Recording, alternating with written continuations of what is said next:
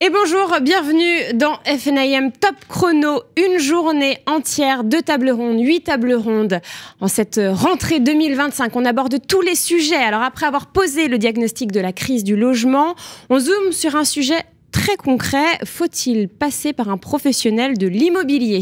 Alors qu'il s'agisse de louer ou de vendre un bien, les particuliers, il faut dire, hésitent parfois entre les frais d'agence d'un côté, la sécurité de l'autre. Or, le débat revient régulièrement. Faut-il jusqu'à rendre cette intermédiation obligatoire, comme l'a suggéré le député François Jolivet, ou au contraire, faut-il miser plutôt sur l'incitation? C'est ce dont nous allons parler avec mes 3 invités. On va parler sans détour, je vous l'ai dit tout à l'heure, sans tabou. Catherine Albanesi, bonjour. Bonjour Bérénice. Ravie de vous recevoir. Merci d'être avec nous. Audrey Morvan, bonjour. Bonjour Bérénice. Merci d'être avec nous également. Vous êtes directrice et fondatrice de Morvan Immobilier. Et Corinne Bérec, bonjour. Bonjour. Merci d'être avec nous. Un plateau féminin aujourd'hui. Oui, c'est très bien. Voilà, vice-présidente d'Orpi. Alors, on va rentrer tout de suite dans le vif du sujet. Quels sont les avantages immédiats à passer par un professionnel en location comme en transaction? Qui veut se lancer? Allez, Catherine, je vous sens bien. La première chose, c'est la sécurité.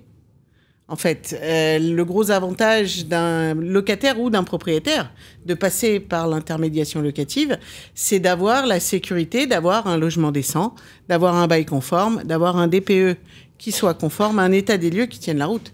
Donc, nous sommes les garants de la sécurité. C'est vrai qu'on n'a pas de questions à se poser. Quand on est un particulier, qu'on passe par un professionnel, voilà, tout est carré, tout est clair, normalement.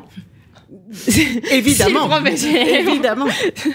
Audrey, est-ce que vous êtes d'accord avec ça? Je confirme tout à fait. Je vais rajouter également, pour la location, même la transaction, on valide en amont, souvent avec des professionnels ou même les banques, le financement. Oui. Dans la gestion, on valide les dossiers. Si les dossiers, quand même, il y a quand même un travail, on rédige les baux, on accompagne pour les compromis. Donc, en effet, c'est plus cadré. Aujourd'hui, un particulier, lui, a des difficultés à le faire, ne serait-ce que pour une visite. On demande la pièce d'identité, on réalise un bon de visite. Aujourd'hui, le particulier ne peut pas demander une pièce d'identité, par exemple. Donc déjà, il y a un certain confort et on sait qui on fait visiter, qui on introduit dans, finalement, le bien du particulier.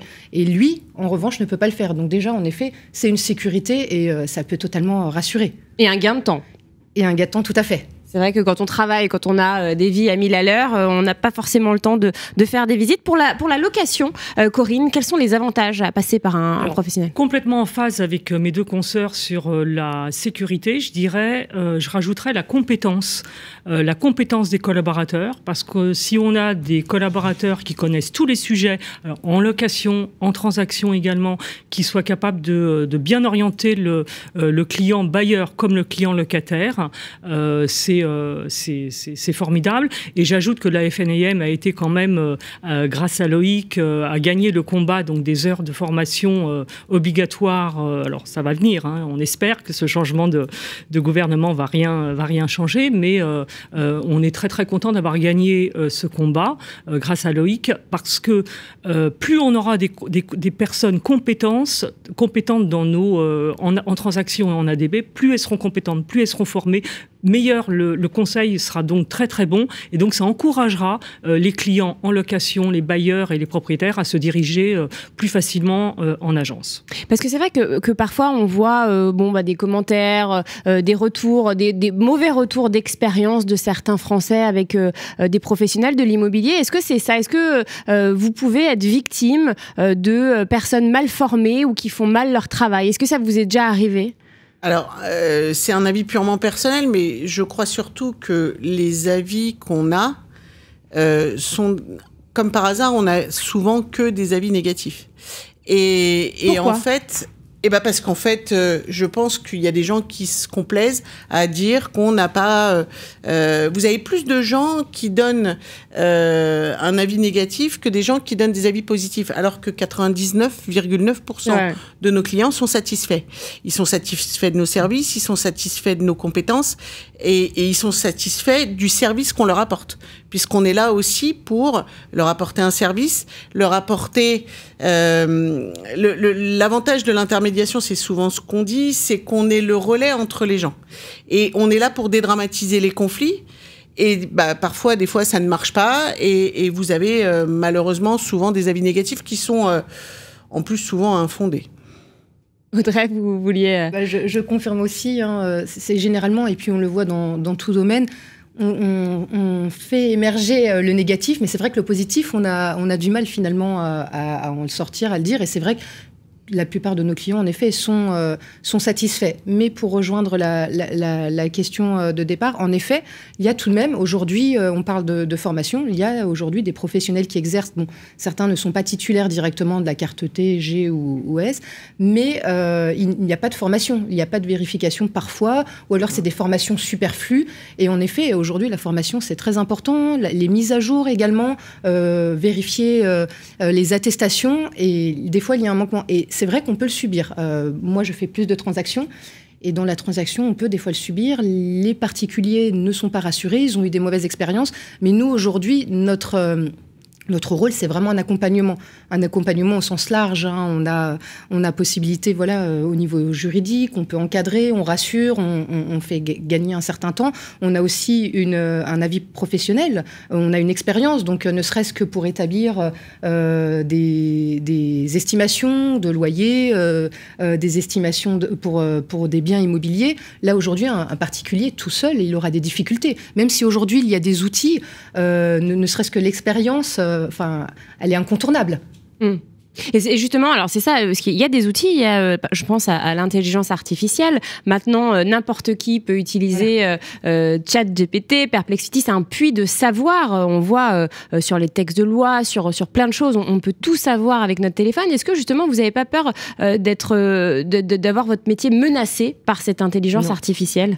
Non, alors l'IA, bien sûr, on va être moteur sur l'IA et l'IA va nous aider, mais ça remplacera pas l'humain. Et pour revenir sur le propos sur les mécontents, où je suis complètement en phase avec mes consoeurs, pourquoi aussi? Alors, on a plus de mécontents dans la location, on a plus de mauvais commentaires sur nos candidats locataires. Et pourquoi on a autant de mauvais commentaires? C'est qu'on ne peut pas faire de la qualité. Quand on reçoit des centaines de mails sur un logement dans les grandes villes ou pas, forcément que ça engendre des mécontents. Au mieux, on va leur renvoyer un mail en leur disant que le dossier a été loué, mais ça engendre tellement de tension, de colère, que forcément on peut avoir des avis négatifs, et là c'est pas justifié, il n'y a pas de solution. Voilà. Mais pour revenir à votre question, oui, l'IA va nous aider dans le quotidien de nos agences, mais ne remplacera pas en fait le collaborateur qui va écouter son client et qui va avoir le bon diagnostic et les bons conseils.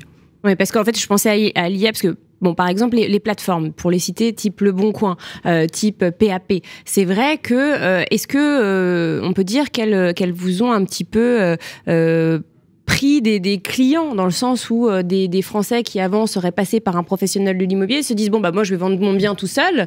Est-ce que vous n'avez pas peur, justement, qu'avec ce savoir qu'on a à travers les intelligences artificielles, on n'a plus besoin des conseils que vous apportez, parce que vous l'avez justement dit, hein, ça rassure, vous faites, il y a quand même tout un travail qui est fait en amont, un travail non négligeable. Est-ce que vous n'avez pas peur, à terme, d'être remplacé sur ce travail-là par les intelligences artificielles ? Ça va nous aider. Ça va nous aider, justement. Profitons de cette intelligence, même si elle est artificielle, mais elle va nous aider. Elle va nous aider. Nous, chez Orpi, on a mis déjà l'intelligence artificielle dans notre logiciel métier. Donc, en fait, l'IA prend le relais du client, mais l'adresse de toute façon à notre agence. Donc, ça va nous aider. Et comme vous venez de le signaler, en fait, l'IA, c'est l'éventuel savoir, puisque les sources sont pas forcément évidentes.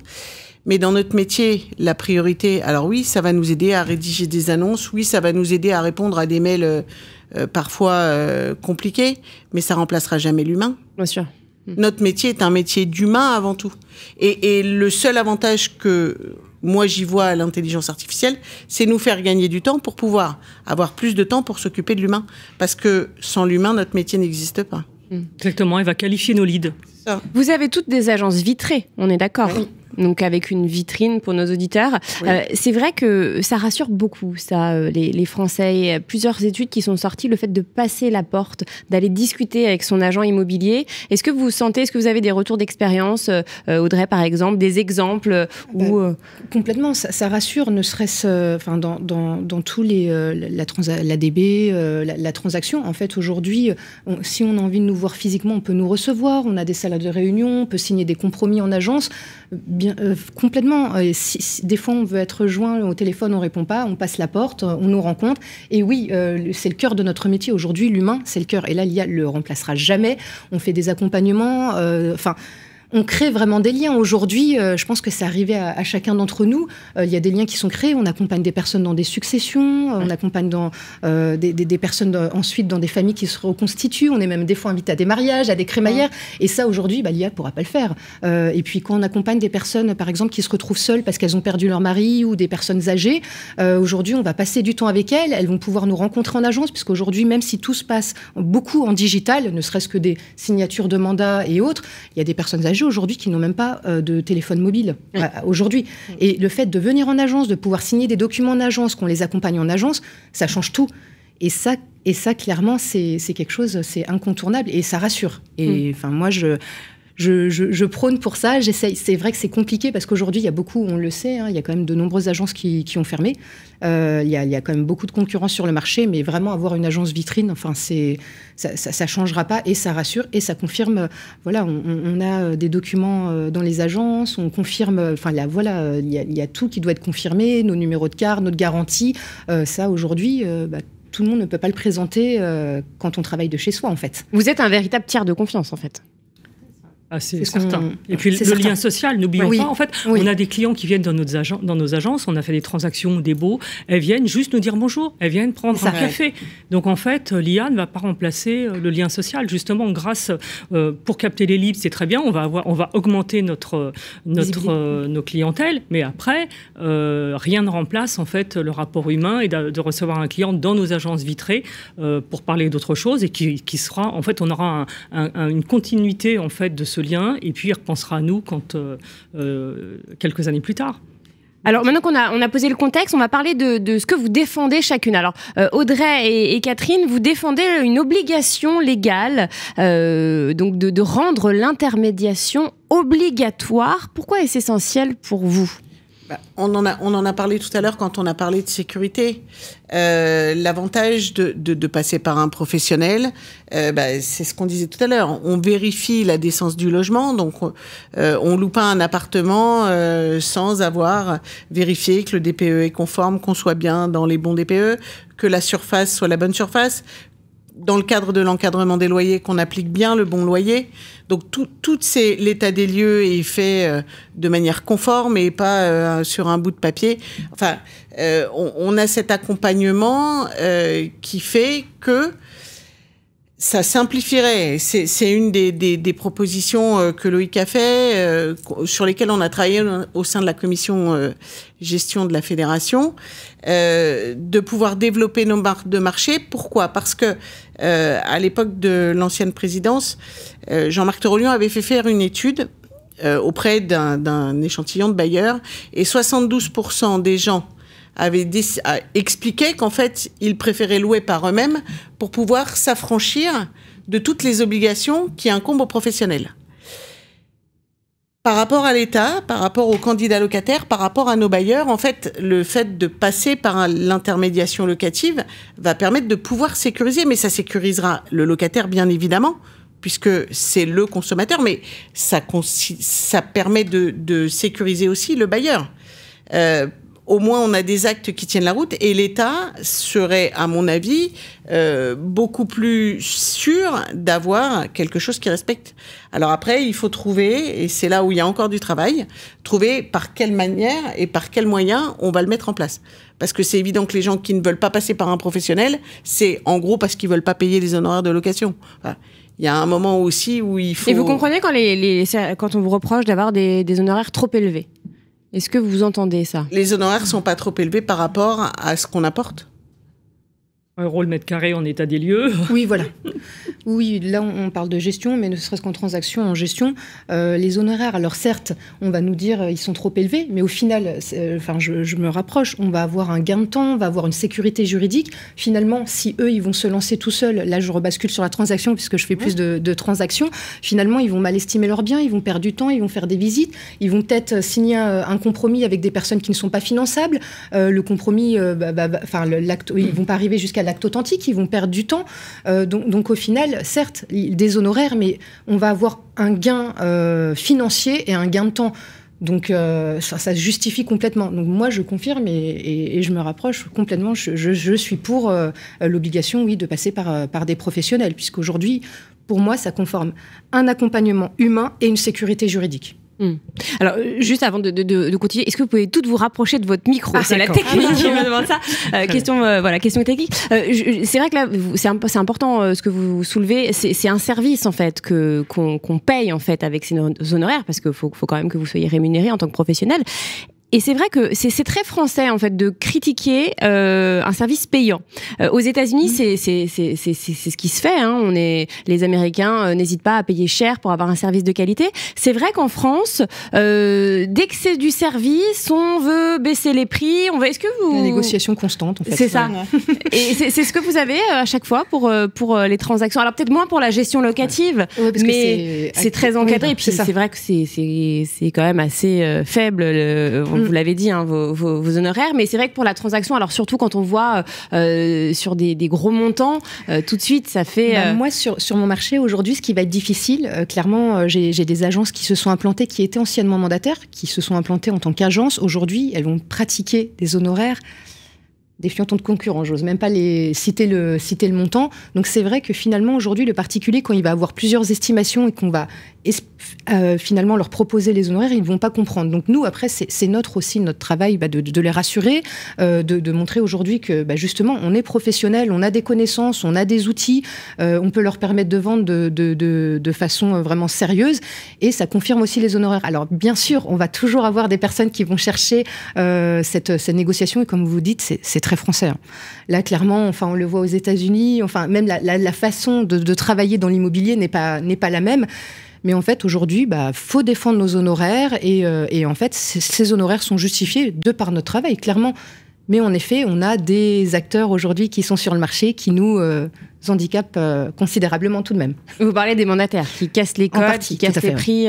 C'est vrai qu'il y a des ménages qui passent la porte de votre agence et qui vous disent voilà pourquoi eux prennent tant et vous... Tout à fait, bien sûr. Ouais. Et qui vous demandent... Ça arrive... Et vous expliquez quoi le business model? Parce que c'est pas le même business model. Exactement, en fait. on explique le business model.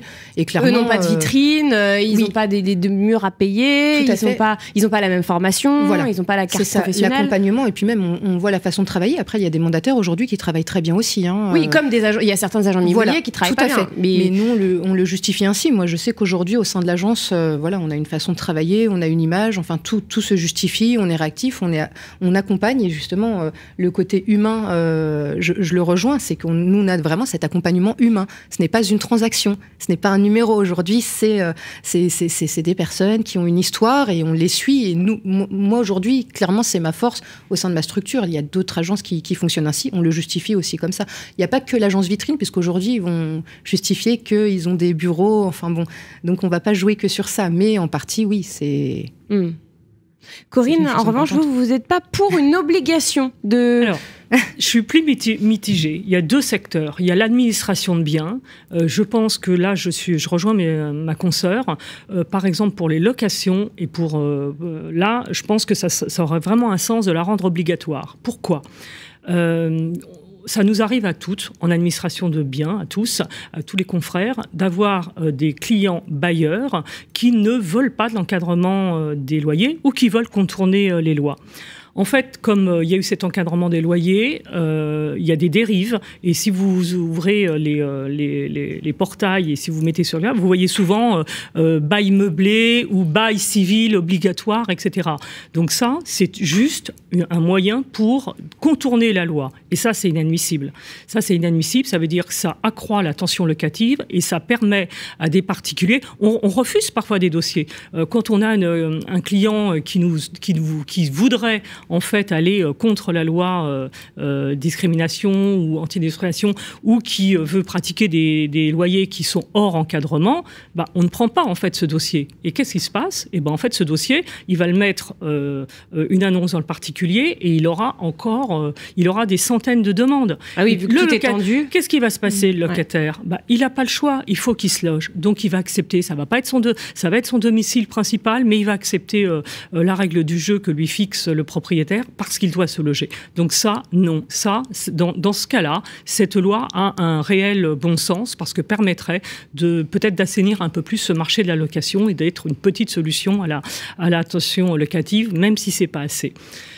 Au niveau de la transaction, je suis plus mitigée, parce que moi je fais partie d'une coopérative, Orpi, et on s'aperçoit que rendre les choses obligatoires, c'est pas toujours la meilleure façon de convaincre. Je suis plutôt sur un accompagnement pour persuader en fait les clients. Et là, je suis plus tempérée, parce que si on oblige les clients à passer par une agence en transaction, on va peut-être engendrer la colère, et ça va être peut-être très difficile à travailler en fait ces clients qui sont obligés. Donc plus mitigés pour la transaction. Donc des clients plus réfractaires, c'est ça? Oui, plus réfractaires. Voilà, si on oblige les gens, on va avoir, quand on oblige un collaborateur parfois à faire des tâches, si on n'a pas de pédagogie, on va pas arriver à nos fins, parce que ça va engendrer de la colère. Donc la pédagogie me semble plus importante.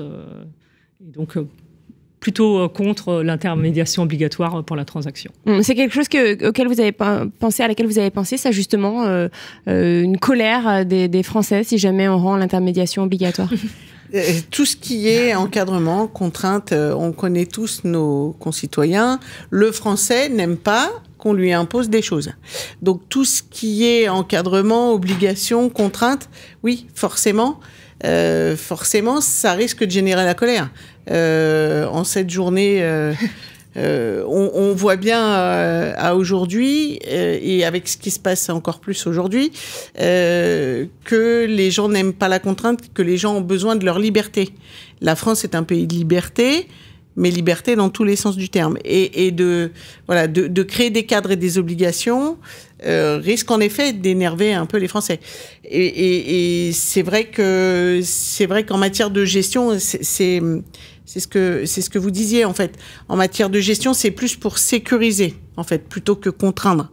Et l'avantage est là, c'est que il faut qu'on arrive à faire passer le message que le professionnel, et encore une fois, je vais rester sur le même mot, mais c'est pour apporter de la sécurité, aussi bien à l'acquéreur qu'au vendeur, qu'au locataire et au bailleur. Et on n'a pas parlé de la GLI, la garantie loyer impayé, quand vous faites de la DB justement.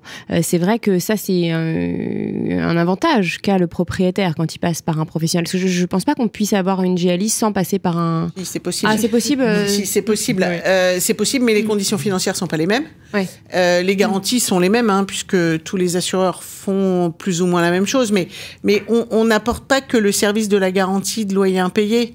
Par exemple, selon les profils, on utilise des dispositifs d'État.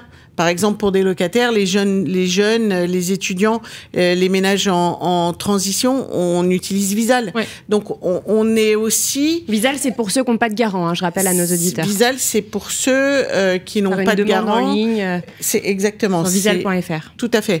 Donc, en fait, on est là pour apporter des solutions, et c'est la plus-value de l'administrateur de biens, pour apporter des solutions à chaque cas. Chaque locataire, chaque propriétaire est différent. Le propriétaire, il a besoin, s'il met son appartement en location, il veut participer à l'effort de loger ses concitoyens, mais il a aussi des intérêts en face qui sont financiers. Donc c'est vrai que la première des questions du propriétaire et le premier frein, c'est « Ok, moi je veux bien louer mon appart, mais je veux que mon loyer soit payé, parce que derrière, j'ai crédit ou pas crédit, ou obligation ou pas obligation, parce qu'ils n'ont pas tous un crédit derrière. Moi, la majorité la plupart, quand même. Pas forcément. Vous avez une grosse partie des... Alors, en tout cas, dans mon portefeuille, c'est le cas, parce que les investisseurs, les jeunes, ils veulent plus trop investir. On en reparlera peut-être après, mais vous avez beaucoup de propriétaires qui sont des gens qui sont des personnes âgées et qui ont constitué ce patrimoine de 1 ou 2 lots pour pouvoir leur faire un complément de retraite. C'est ce qu'essayent de faire les jeunes maintenant. Parce que les jeunes aussi veulent investir, alors bien évidemment pour loger les Français, mais aussi pour se constituer petit à petit un capital pour leur retraite. Parce qu'on sait qu'à aujourd'hui, on ne sait pas trop... Enfin, aujourd'hui, on n'a pas de visibilité sur l'avenir. Et c'est mal parti. Les signaux ne sont pas forcément ouverts. C'est exactement. Donc, on apporte en fonction de la configuration de chacun de nos bailleurs. Et c'est l'avantage de l'intermédiation locative, c'est que notre bailleur, on le connaît. Notre bailleur, il vient chez nous, il y a une histoire qui se crée avec le bailleur et après avec le locataire. Moi, je suis fan de mon petit jeune qui rentre, qui fait son premier boulot et puis qui me dit, Madame Albanesi, je vais être obligée de donner mon congé à mon logement parce que ça y est, je m'installe et j'achète un appart. Et puis après, voilà notre rôle. On est là pour faire grandir des histoires. Et on apporte les services en fonction de chaque histoire, en fait. Et vous vivez la même chose, que vous ressentez la même chose? Ah oui, totalement. Parce que je fais un peu de gestion, beaucoup plus de transactions, mais c'est exactement ça. Et en fait, c'est un suivi. Et alors, je rejoins totalement, on le voit, surtout en France, on le dit encore, lorsqu'il y a des obligations ou lorsqu'on impose entre guillemets quelque chose, c'est très compliqué. On est beaucoup aujourd'hui dans un esprit de rébellion constant. Mais peut-être si on accompagne progressivement, si on fait comprendre, il y a des choses aujourd'hui, plusieurs éléments qu'on a pu mettre en place. Le particulier pourra très, très bien le comprendre et tout se justifie en soi. Même si aujourd'hui... lorsqu'il effectue une vente par la suite, il sera accompagné par son notaire. Tout ce qu'il va faire en amont, tout ce qu'une agence immobilière, tout ce qu'un agent finalement va pouvoir le faire en l'accompagnant, là ça reste un professionnel. En fait, aujourd'hui, chacun son métier. Donc en fait, un particulier, certes, c'est son bien, mais ce n'est pas son métier finalement de vendre son bien. Donc, le fait de rendre obligatoire, c'est encadré, il y aura un gain de temps, même en termes de prix, ne serait-ce que de prix, puisqu'aujourd'hui, un particulier, c'est ce que je dis, il fait une estimation, mais il n'a pas un prix, donc il va mettre un prix, alors on va se retrouver avec des... Il va tenter, en fait. Il va tenter, en fait. Et nous, en tant que professionnels, on est là pour le faire entendre. Et quand il a une offre aussi, ou quand il y a des dossiers pour de la location, ou on est là pour lui faire entendre, voilà, aujourd'hui, on est au prix juste, et des fois, le particulier, tout seul, n'y arrivera pas, et tombera sur des mauvais dossiers. Donc pour moi, rendre obligatoire, je le confirme, mais en effet, il faut que ce soit progressif. Peut-être par étapes aussi. Voilà, c'est ça, par étapes. Des étapes de... Voilà, parce qu'en fait, un particulier qui ne veut pas d'agence, on va quand même chez lui. On visite, on va dans tous ces pays. S'il ne veut pas nous recevoir, je pense que le premier rendre obligatoire, la première visite, quand on se rend chez lui, ça risque d'être compliqué. Mais peut-être après, il y a les visites et puis il y a la négociation. Donc en fait, il faudrait peut-être séparer toutes les étapes du parcours en fait jusqu'à la signature de l'acte authentique et puis définir peut-être quelques étapes obligatoires. Mais d'emblée comme ça, sur le parcours client, je le vois pas. Tout à l'heure, Corinne, vous avez évoqué l'encadrement des loyers. Justement, quel regard portez-vous sur l'encadrement des loyers? On parlait des investisseurs. Est-ce que c'est réellement efficace ou justement c'est décourageant pour les investisseurs? Alors quand je dis réellement efficace, c'est pour justement encadrer les loyers et permettre une baisse du pouvoir, une augmentation du pouvoir d'achat. Au final, c'est ça la finalité, hein. Alors moi, je suis pas complètement contre les lois qui ont émergé depuis quelques années. Si on revient à la loi climat et résilience, je pense que c'est très bien pour les générations futures. Donc mal encadré, mais cette loi, en fait, elle a un sens au départ. Sur l'encadrement des loyers, pareil, on a une dérive où il y a une telle tension parce qu'en fait, pourquoi on arrive à cette situation-là? C'est qu'on a un cumul de manque de logements en France depuis des décennies et il nous faudrait plus d'1 million de logements sur le marché. Donc tant qu'on n'aura pas réfléchir en amont sur la construction et débloquer en fait et construire, on aura toujours cette tension. Donc, plus de logements, donc déjà des bonnes lois pour faciliter le neuf qui est en grande souffrance. Ça ferait qu'il y aurait plus d'appartements sur le marché locatif. Et puis l'encadrement des loyers, pour revenir dessus, c'est pas non plus une mauvaise loi. Toutes les dérives qu'on a, on est dans une telle... les locataires sont dans les grandes villes, sont dans une telle détresse qu'ils acceptent n'importe quoi, même s'ils peuvent pas le payer ou si avec voilà. Donc en fait, l'encadrement des loyers, pourquoi pas, mais avec des vérifications beaucoup plus sévères. Et là, avoir pour les particuliers. Pour les particuliers, ouais. oui, parce que c'est très très facile aujourd'hui de contourner les lois. Moi, je veux 200 € de plus sur un loyer à Paris, je le mets dans le particulier. Et là, qu'est-ce qui va se passer? Il n'y a pas de contrôle, oui. Il n'y a pas de contrôle. Donc le locataire, il va le prendre. Alors on va vous dire, oui, il peut faire une procédure. Mais moi, je connais bon nombre de locataires.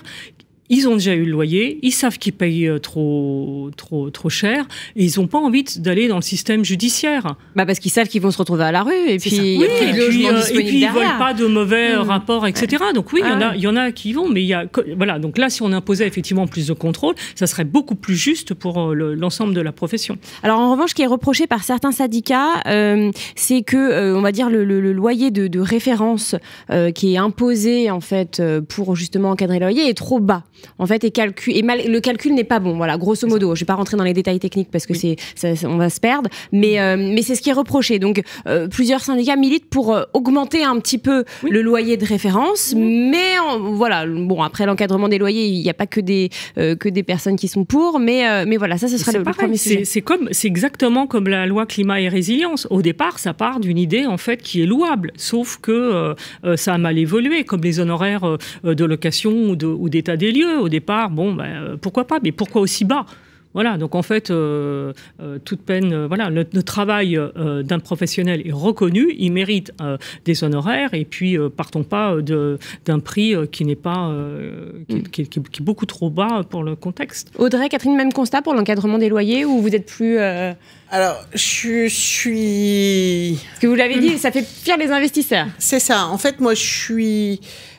beaucoup moins tempéré. C'est-à-dire que non, pour moi, l'encadrement des loyers est une mesure qui ne doit pas être généralisée. Pourquoi? Elle fait fuir les investisseurs. Vous avez parlé des niveaux de loyer, le fait de vouloir augmenter le niveau de loyer. En fait, on a un problème d'injustice. On a obligé nos bailleurs, en zone tendue et en zone détendue, à faire de la rénovation énergétique pour pouvoir fournir aux locataires un logement décent. Ils ont donc investi une certaine somme d'argent et cet encadrement des loyers, qui est bloqué, ne permet pas de rendre à sa juste valeur le montant du loyer. Vous avez fait 40 000 € de travaux ou 50 000 € de travaux ou plus. Vous ne pouvez pas répercuter sur le loyer. En fait, vous ne pouvez pas le répercuter puisque quand vous êtes dans l'encadrement des loyers et que vous êtes au taquet, et parce qu'il ne faut pas se leurrer, tout le monde a mis les loyers au taquet. Tout le monde est aux références majorées. Donc votre propriétaire, il investit, il donne un meilleur logement à ses locataires et en fait, il ne peut pas, ça s'arrête là. Et du coup, le signal est mauvais. Il est mauvais parce que ceux qui ont été vertueux, on leur permet pas de pouvoir, entre guillemets, avoir un retour sur l'investissement qu'ils ont fait par rapport à... Complètement d'accord, mais pourquoi ? Si on allait en amont, parce que c'est la pression fiscale en France qui est beaucoup trop lourde sur les investisseurs. Si on n'a jamais autant de mise en location il y a très longtemps sur les lois Méhaignerie, d'Eurobiens, etc. Parce qu'on avait des déductions fiscales. Là, la pression fiscale est tellement forte que les investisseurs sont obligés de louer très très cher ou même de les dépasser parce que les déductions se sont au fil des années réduites en peau de chagrin. Donc encourageons. En fait, c'est un cercle vertueux. La construction, la défiscalisation mettrait beaucoup plus de biens sur le marché et puis ça serait un cercle vertueux pour les locataires et les propriétaires. C'est exactement ça. En fait, l'encadrement, oui, mais avec en face quelque chose, un avantage fiscal qui permette aux propriétaires de pouvoir avoir un retour sur investissement. Ça libérera du logement. ça créera du logement dans l'ancien et dans le neuf, hein, d'ailleurs, hein, et ce sera plus juste. Et le locataire, lui, il aura un loyer encadré, donc le locataire, lui, n'aura pas, parce qu'il faut voir aussi la difficulté de chacun à payer son loyer en fonction des loyers qui sont quand même particulièrement élevés. Donc, on ne touche pas à la partie du locataire, et le locataire est protégé, mais le bailleur, lui, il a un avantage de mettre en location, et tout ça, tout est lié en fait. Et c'est le cercle vertueux, c'est exactement ce que vous disiez. Et là, on va faire revenir des investisseurs, et là, on va libérer du logement, et là, on n'aura plus de problème. Si on a assez de logements, mécaniquement, les loyers vont baisser. Donc, il n'y aura plus de problème. Mais sauf qu'on n'aura jamais assez de logements. Je rajouterais également aussi l'éducation de nos bailleurs. Parce qu'il fut un temps, on achetait, on faisait une défiscalisation des fois très très importante, on se faisait rembourser quasiment le montant de son prêt par le loyer, et en plus on voulait à la sortie une plus-value très importante. Cette époque est révolue, on ne peut pas, préparons la retraite, mais on ne peut pas gagner sur tous les tableaux, et la défiscalisation et le loyer loyer équilibré avec le remboursement et la plus-value. Donc voilà, après je pense que c'est un gros travail d'éducation par rapport à nos clients en transaction. Ouais, c'est vrai qu'il y a beaucoup d'éducation à faire. Et puis pour en revenir à ce que vous disiez, c'était le statut du bailleur privé, qui s'éloigne de plus en plus avec la chute du gouvernement. Mais il y avait des groupes de travail. Il y a des groupes de travail qui ont travaillé dessus. Il y avait des propositions qui avaient été faites, des mesures pour inciter fiscalement les investisseurs à revenir sur le marché. Mais ok, on recommence à zéro, c'est pas grave. Depuis le début de la mandature de Loïc, ce sera que la 4, 5, 6e fois. Mais c'est pas grave, on est là et on lâchera rien. Alors, pas sûr qu'on reparte à zéro. D'ailleurs, la prochaine table ronde, c'est sur le statut du bailleur privé avec le co-auteur, le député Cosson, qui sera là à 11h sur ce plateau, justement, pour en discuter, voir ce qu'on fait après. Quelle sera la suite? Oui, voilà, croisons les doigts. De ce rapport. Après, je ne sais pas si c'est lui-même, mais en tout cas, on va en discuter. Dernière chose sur laquelle peut-être je voulais revenir, c'est donc sur cette proposition du député, donc cette proposition qui avait été aussi lancée par la FNIM de rendre obligatoire cette intermédiation. On en est où en fait? C'est une proposition qui avait été faite. Bon, ça avait été évoqué, mais il y a rien de concret. Ça n'a pas été voté? Ça n'a pas été accepté? Non, pour l'instant, non, il n'y a rien de concret, mais comme je vous le disais, on y travaille, Loïc y travaille, et on va lui apporter les arguments. La commission va travailler pour pouvoir apporter les arguments pour essayer justement de pouvoir faire sortir un dispositif qui permettra encore une fois, de sécuriser et nos locataires et d'accompagner nos locataires et nos propriétaires. Eh bien, merci beaucoup, mesdames. C'était un plaisir de vous recevoir. Donc, on retient passer par un professionnel, c'est une sécurisation des baux, un respect des normes et un accompagnement face aux dérives du marché. Ça, on l'a bien compris. Mais la question reste ouverte. Faut-il aller jusqu'à l'obligation ou privilégier l'incitation et la valorisation des bonnes pratiques? En tout cas, une chose est sûre, dans un marché tendu, la confiance et la transparence aussi deviennent essentielles. À tout de suite, donc, pour une table ronde à 11h sur le statut du bailleur privé, avec, je vous l'ai dit, le co-auteur du rapport, Mickaël Cosson, le député Cosson, qui viendra.